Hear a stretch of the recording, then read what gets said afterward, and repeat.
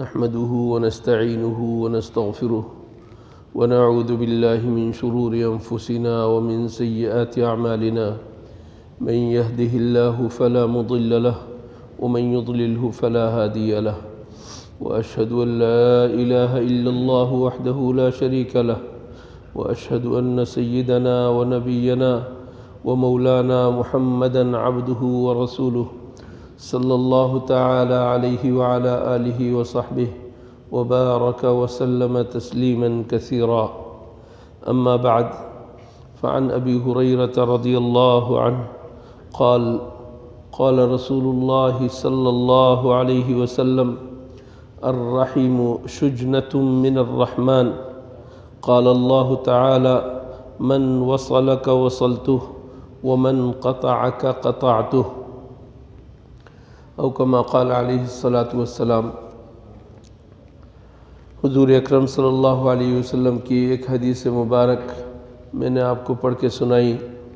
حضرت ابو ہریرہ رضی اللہ تعالیٰ عنہ روایت کرتے ہیں کہ رسول اللہ صلی اللہ علیہ وسلم نے ارشاد فرمایا: رحم یعنی قرابت داری، رشتہ داری، یہ اللہ کے نام رحمان کے ساتھ بہت ہی خاص نسبت رکھنے والی چیز ہے. رحم کا لفظ جس کے معنی ہم قرابت داری اور رشتہ داری کے ساتھ معنی بیان کرتے ہیں، اس کو اللہ تعالیٰ کے نام الرحمن کے ساتھ بہت ہی خاص نسبت حاصل ہے، خاص انس حاصل ہے. اللہ جل شانہ نے فرمایا کہ جو شخص رحم کو یعنی قرابت داری کو جوڑے گا اسے میں جوڑوں گا، اور جو قرابت داری کو توڑے گا، قطع کرے گا، کاٹے گا، میں اسے کاٹ کے رکھ دوں گا. ایک دوسری روایت میں حضور اکرم صلی اللہ علیہ وسلم نے فرمایا کہ اللہ جل شانہ ارشاد فرماتے ہیں: میں اللہ ہوں، میں رحمان ہوں، میں نے ہی رحم کو یعنی قرابت داری کو پیدا کیا ہے، اور اپنے نام رحمان سے میں نے یہ نام نکالا ہے. رحم کا لفظ میں نے اپنے نام رحمان سے نکالا ہے. جو اس رحم کو اور قرابت داری کو جوڑے گا میں اسے جوڑوں گا، اور جو اسے قطع کرے گا تو میں اسے بھی کاٹ کے رکھ دوں گا. دونوں حدیثوں کا مفہوم آپ سمجھ رہے ہیں. ہمارے اوپر اللہ جل شانہ نے بہت سارے حقوق رکھے ہیں، انسانوں کے حقوق خاص طور پر. جس معاشرے کے اندر ہم رہ رہے ہیں اس معاشرے کے حقوق، ان میں ہمارے والدین ہیں، ان میں ہمارے بال بچے ہیں، ان میں ہماری بیوی ہے، ان میں ہمارے بھائی بہن ہیں، ان میں ہمارے ماموں اور خالہ ہیں، ان میں ہمارے چچا اور تایا ہیں، ان میں ہمارے دیگر رشتہ دار ہیں، ان میں ہمارے پڑوسی ہیں. ظاہر ہے ہم میں سے کوئی بھی ایسا شخص نہیں ہے کہ ہمارے اوپر ان کے حقوق نہ ہوں. جو بھی شخص ایک معاشرے کے اندر رہتا ہے اس کے ذمے کچھ حقوق ہوتے ہیں دوسروں کے. ان حقوق میں خاص طور پر ان لوگوں کے حقوق جو رشتہ دار ہیں، والدین وغیرہ کے سلسلے میں تو مستقل احادیث موجود ہیں، انشاءاللہ کسی موقع پر ان کو میں ذکر کروں گا. یہاں پر عمومی رشتہ داروں کے بارے میں چچا زاد، خالہ زاد، پھپھی زاد، ماموں زاد وغیرہ وغیرہ، جن کو ہم کزن کہتے ہیں، یا جن کو ہم ذرا یعنی ایک درجہ نیچے کا درجہ سمجھ لیجئے بھائی بہنوں سے، وہ رشتہ ہوتا ہے رشتہ دار. ان کے ساتھ قطع تعلق کا کیا نتیجہ نکلے گا اور ان کے ساتھ رشتے کو جوڑنے کا کیا نتیجہ نکلے گا، اللہ جل شانہ نے بیان فرمایا، اور اس اللہ کے ارشاد کو حضور صلی اللہ علیہ وسلم نے اپنی زبان سے بیان فرمایا. ایسی بات جو قرآن کریم میں نہ ہو لیکن ہو اللہ کا ارشاد، اور حضور اکرم صلی اللہ علیہ وسلم اللہ کی طرف نسبت کر کے اس کو بیان کریں، تو اس کو کہتے ہیں حدیث قدسی. حدیث قدسی، اور یہ حدیث قدسی ہے جو دو حدیثیں میں نے آپ کے سامنے ذکر کی. ان دونوں حدیثوں میں اللہ تعالیٰ فرما رہے ہیں جو رشتے کو جوڑے گا میں اس کو جوڑوں گا۔ اس کو جوڑنے کا کیا مطلب؟ اس کے تمام امور کو، تمام حاجتوں کو اللہ پورا کرے گا، اس کے کاموں کو درست کر کے رکھے گا، اس کو پریشان ہونے نہیں دے گا۔ اور جو رشتے کو قطع کرے گا، رشتے کو توڑے گا، رشتہ داری کا حق ادا نہیں کرے گا، تو ایسے شخص کو اللہ توڑ کر رکھ دے گا۔ اندازہ لگائیے، اللہ تعالیٰ نے اس بات کو بیان کرنے کے لیے ایک زبردست نسبت بیان کی کہ یہ لفظ نکلا ہے رشتہ داری کا لفظ رحم، عربی میں رحم کہتے ہیں۔ رحم وہ تھیلا یا تھیلی جس کے اندر بچہ ہوتا ہے، اس کو بھی رحم کہتے ہیں، اور اسی کو رشتہ داری کے مفہوم میں لیتے ہیں۔ تو ایک قرابت اور رشتہ داری جو رحم کا لفظ ہے، اس کو میں نے لفظ رحمان سے نکالا ہے۔ میرے ساتھ اس کو اس طریقے سے نسبت حاصل ہے، اس طریقے سے تعلق حاصل ہے۔ ایسے تعلق کو جو توڑے گا اس کے ساتھ میں کیا کروں گا؟ اللہ فرماتے ہیں کہ میں اس کو قطع کر کے رکھ دوں گا۔ میرے عزیز ساتھیوں، سوچیے اس سے، دنیا کے اندر اگر کوئی بڑا آدمی، منصب والا آدمی، طاقتور آدمی کسی کو دھمکی دے دے اور کہے کہ میں تجھے دیکھ لوں گا، تو پتا پانی ہو جاتا ہے، ڈر کے مارے لرزنے لگتے ہیں ہم لوگ کہ معلوم نہیں یہ میرے ساتھ کیا کر بیٹھے گا، میرے اندر یہ طاقت ہے نہیں۔ اور اللہ اعلان کر رہا ہے، اب اللہ اعلان کر رہا ہے کہ میں اس کو قطع کر کے رکھ دوں گا۔ اللہ تعالیٰ تو معاذ اللہ تعالیٰ تو جھوٹ بولنے والے نہیں ہیں نا، اللہ سچا ہے، برحق ہے، اللہ سے بڑھ کر اور کوئی سچا نہیں ہو سکتا۔ اللہ کے رسول صلی اللہ علیہ وسلم سچے ہیں، برحق رسول اور سچے رسول نے اللہ کے اس فرمان کو، اللہ کے اس ارشاد کو ہم تک پہنچایا ہے کہ رشتوں کو جوڑو۔ میرے عزیز ساتھیوں، سوچئے آج ہم لوگ رشتوں کو کس قدر پامال کر رہے ہیں، کس طرح پامال کر رہے ہیں۔ ذرہ برابر پرواہ نہیں کہ رشتہ داروں سے بائیکاٹ، اس نے میرے ساتھ ایسا کیا، میں کیوں اس کے ساتھ ایسا کروں، اس نے میرے ساتھ اچھا معاملہ نہیں کیا۔ ایک معمولی بات کہ شادی میں بلانے میں مجھے پہل کیوں نہیں کی اس نے، اور اس نے پہلے کیوں نہیں بلایا، 2 دن پہلے کیوں نہیں کہا، 10 دن پہلے کیوں دعوت نامہ نہیں دیا، اس وجہ سے میں بائیکاٹ۔ اندازہ لگا رہے ہیں، گویا کہ رشتہ داروں کی رشتہ داری کی کوئی حیثیت نہیں ہے۔ ہم نے آج رشتوں کا معاملہ یہ کر دیا، یہ تو رشتہ داروں کی بات ہے۔ آج ایک گھر کے اندر رہتے ہوئے میاں بیوی کے درمیان بات چیت بند، ایک گھر میں رہتے ہوئے اولاد اور والدین کے درمیان بات چیت بند، ایک گھر میں رہتے ہوئے بھائیوں بہنوں کے درمیان بات چیت بند۔ شادی ہو گئی، دوسرے گھر میں ہے، لیکن سگے بھائی بہن ہیں، سگے چچا تایا ہیں، سگے ماموں پھوپھی ہیں، لیکن اس کے باوجود ان کے ساتھ آنا جانا بند۔ کیوں؟ معمولی سی بات، کوئی خاص بات نہیں، اس نے کوئی اسے ہزاروں اور لاکھوں کا نقصان نہیں پہنچایا، اس کی عزت کے ساتھ کھیلنے کا مذاق نہیں کیا، آبرو کے ساتھ کھیلنے کا معاملہ نہیں پیش آیا، لیکن اس کے باوجود ہم نے رشتہ داروں کو رشتہ داری کا حق نہیں دیا اور ہم نے قطع تعلق کرنا شروع کر دیا۔ اللہ جل شانہ کی اس وعید کو پیش نظر رکھ لیں اور دیکھ لیں کہ اس کا نتیجہ کیا نکلے گا۔ ہم میں سے بہت سارے کہتے ہیں کہ میں کیوں پہل کروں اور میں کیوں آگے بڑھوں، اس کو چاہیے کہ وہ آگے بڑھے، وہ مجھ سے معافی مانگے، وہ ایسا کرے، میں تو نہیں کر سکتا، اس نے میرے ساتھ ایسا کیا تھا، اس نے میرے ساتھ ایسا کیا تھا۔ پھر اس کے بعد وہ بہت ساری چیزیں، پرانی چیزیں نکال کر لے کر آتا ہے، اس کو ذکر کرتا ہے، میرے ساتھ ایسا کیا تھا، میرے ساتھ ایسا کیا تھا۔ کیا کیا تھا؟ اگر سوچا جائے دنیاوی مفاد کی کوئی خاص چیز نہیں، دنیاوی مفاد ہے کچھ، اس کے علاوہ اور کچھ نہیں۔ میں آپ کے سامنے حضرت عائشہ رضی اللہ تعالیٰ عنہ کی مثال رکھنا چاہتا ہوں۔ حضرت عائشہ رضی اللہ تعالیٰ عنہ، صدیقہ عائشہ، کیا مقام ہے ان کا؟ حضور اکرم صلی اللہ علیہ وسلم کی سب سے چہیتی، سب سے پیاری بیوی تھی نہیں؟ حضور صلی اللہ علیہ وسلم کے نزدیک سب سے زیادہ محبوب اگر زوجہ مطہرہ کوئی ہے تو وہ حضرت عائشہ ہے، اور ان کے والد سیدنا ابوبکر صدیق رضی اللہ عنہ کتنے بڑے آدمی ہیں، اور حضور صلی اللہ علیہ وسلم فرما رہے ہیں کہ سب کے احسان کا بدلہ میں چکا سکتا ہوں، لیکن ابوبکر کے احسان کا بدلہ میں چکا نہیں سکتا۔ اندازہ لگائیے کتنے بڑے آدمی ہیں۔ حضور اکرم صلی اللہ علیہ وسلم نے فرمایا تم سب کے سب مجھے دھتکار رہے تھے، لیکن ابوبکر نے ایسے موقع پر مجھے سہارا دیا تھا۔ یہ ابوبکر ہے، اور ابوبکر کی یہ بیٹی ہیں، یہ رسول اللہ صلی اللہ علیہ وسلم ہے، اور ان کی زوجہ مطہرہ ہے، ان کی اہلیہ ہے، بیوی ہیں۔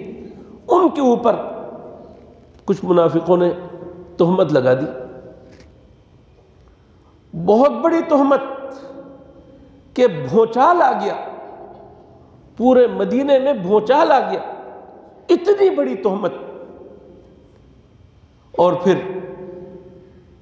کچھ سادہ لوگ قسم کے مسلمان بھی اس میں پھنس گئے اس بات کو کر کے۔ ان سادہ لوگ مسلمانوں میں، سچے مسلمانوں میں ایک حضرت ابوبکر صدیق رضی اللہ عنہ کے خاص الخاص رشتہ دار تھے، بھانجے تھے یا بھتیجے تھے، انتہائی خاص، اور وہ معمولی نہیں، بدری صحابی ہیں، معمولی آدمی نہیں، مکے سے ہجرت کرنے والے مہاجر، مدینے میں بدری صحابی ہے، حضرت ابوبکر صدیق رضی اللہ عنہ کے رشتہ دار ہیں، اور پھر حضور صلی اللہ علیہ وسلم کے ساتھ بھی اسی طرح قرابت ہو گئی، لیکن ان سے بھی غلطی ہو گئی، اور انہوں نے تہمت والی بات زبان سے نکال دی۔ اللہ جل شانہ نے صدیقہ عائشہ کے پاک ہونے، پاک دامن ہونے، عفیف ہونے کا سرٹیفکیٹ نازل کر دیا قرآن کریم میں۔ ان مسلمانوں کے اوپر بھی سزا جاری ہوئی۔ حضرت مصطح جو حضرت ابوبکر صدیق کے رشتہ دار تھے، جنہوں نے ایسی بات کی تھی، بتلائیے ان کے ساتھ کیا معاملہ ہونا چاہیے؟ کیا ہم میں سے کوئی شخص یہ حوصلہ رکھتا ہے کہ کوئی شخص میرے اوپر، میری بیوی پر، میری بیٹی پر اس طرح کا الزام لگائے اور میرا اپنا ہو؟ اس کے ساتھ میں زندگی بھر بولوں گا؟ میں تو سب سے پہلے چھرا لے کر اس کا کام تمام کرنے کی کوشش کروں گا، اور اگر نہ ہو سکے تو زندگی بھر کے لیے اس کا منہ نہیں دیکھوں گا۔ ہمارے جذبات یہ ہیں۔ اور حضرت ابوبکر صدیق رضی اللہ عنہ کے وہ ایسے بھتیجے تھے، ایسے بھانجے تھے کہ ان کو حضرت ابوبکر صدیق وظیفہ دیتے تھے،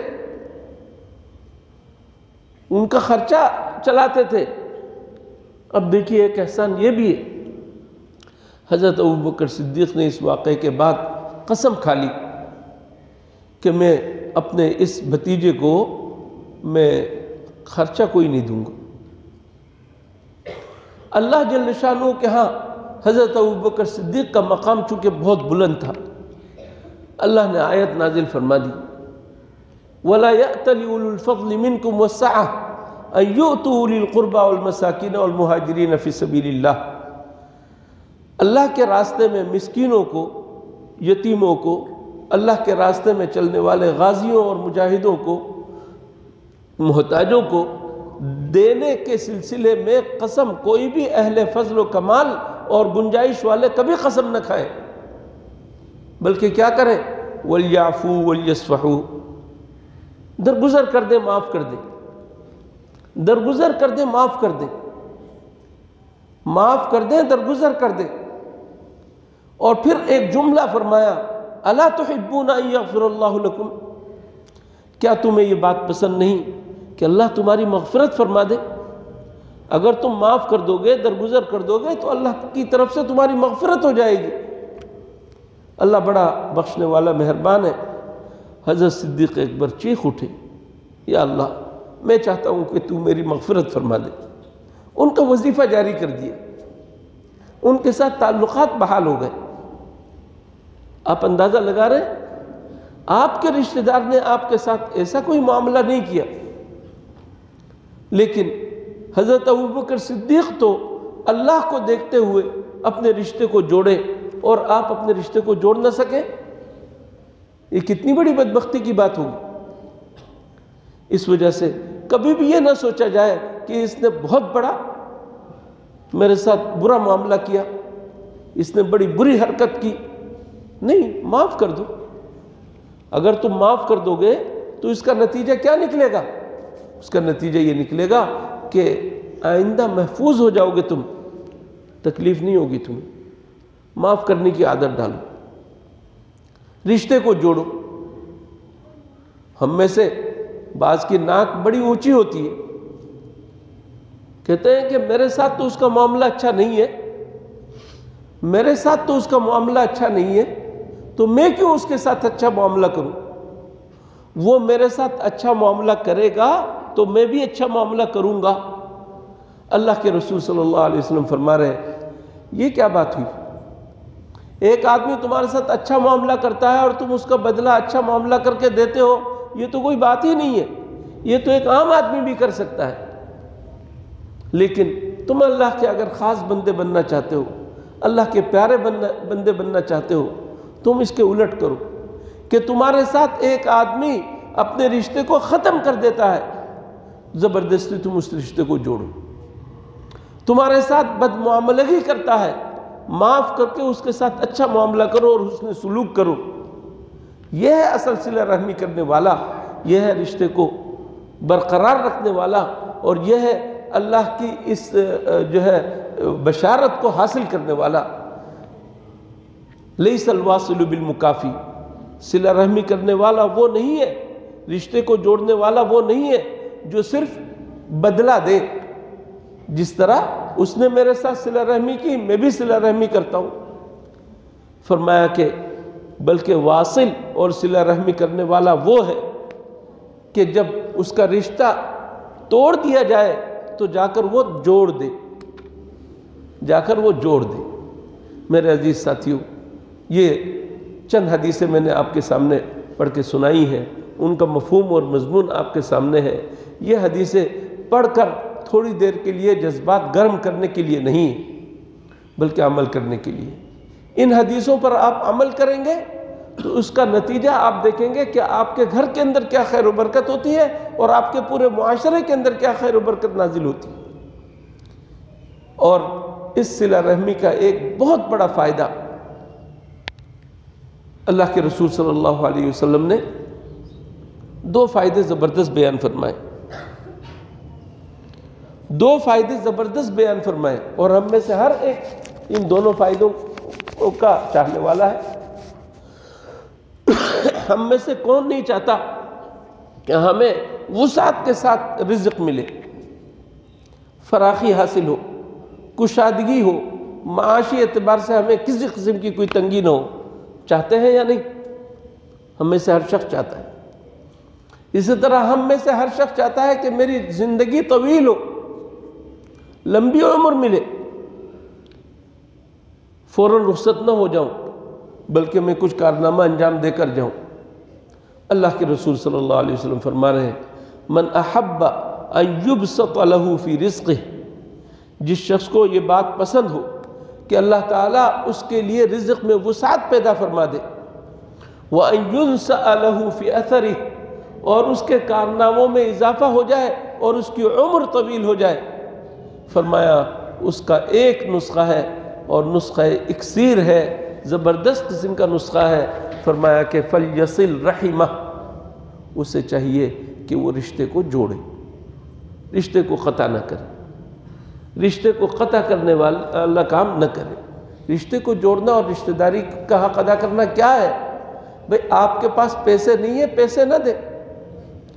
آپ کے پاس میٹھے بول تو ہیں، چچا ہے، ماموں ہے، خالہ ہے، ان کی جا کر آپ زیارت کر لیں، ان کے پاس جا کر آپ مل لیں اور ان کی حالت پوچھ لیں، ان کی طبیعت پوچھ لیں.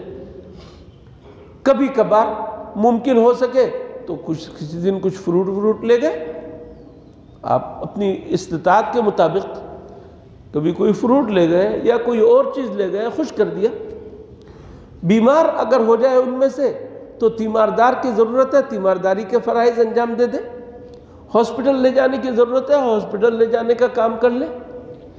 بیمار پرسی کی ضرورت ہے، پرسہ دینے کی ضرورت ہے، وہ کام کر لیں.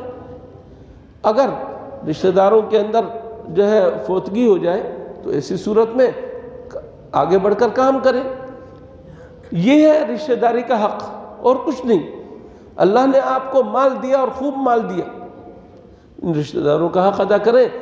جو رشتہ دار کمزور ہیں، معاشرے کے اندر کمزور افراد ہیں، ان کا خیال کریں. یہ رشتہ داری کے حقوق ہیں. رشتہ داری کے حقوق ادا کرنے کا یہ مطلب ہرگز نہیں ہے کہ آپ جو ہے رشتہ داروں کے گھروں میں جائیں اور نامحرموں سے اختلاط اختیار کریں. یہ جائز نہیں. میں چچا کے گھر میں جاتا ہوں، چچا زاد بہنوں کے لیے جا رہے ہو، چچا کے لیے نہیں. چچا زاد بہنوں سے بات کرنے جا رہے ہو، یہ گناہ ہے. چچا زاد بہن اور آپ دونوں کے درمیان پردہ ہے، نامحرم ہے. یہ خالازاد بہنیں، ماموزاد بہنیں، اسی طرح جس قدر ذات بہنیں ہیں، یہ سب جو ہے ان کے رشتے کا حق ادا کرنے کا تعلق اس سے نہیں ہے کہ آپ ان کے گھر میں جا کر ان کی خیریت پوچھ رہے ہیں اور مقصد آپ کا کچھ اور ہے. اللہ تعالیٰ علیم بذات الصدور ہے، دلوں کا حال اللہ جانتا ہے. اس وجہ سے اس میں بھی ہوشیار ہونے کی ضرورت ہے، اور جو حق آپ کے اوپر ہے اس کو صحیح طور پر ادا کریں گے، اللہ جل شانہ کی رحمتیں اور برکتیں ہماری طرف متوجہ ہوں گی، ہمارا معاشرہ سدھر جائے گا. اللہ تعالی ہم سب کو ان باتوں پر عمل کرنے کی توفیق عطا فرمائے.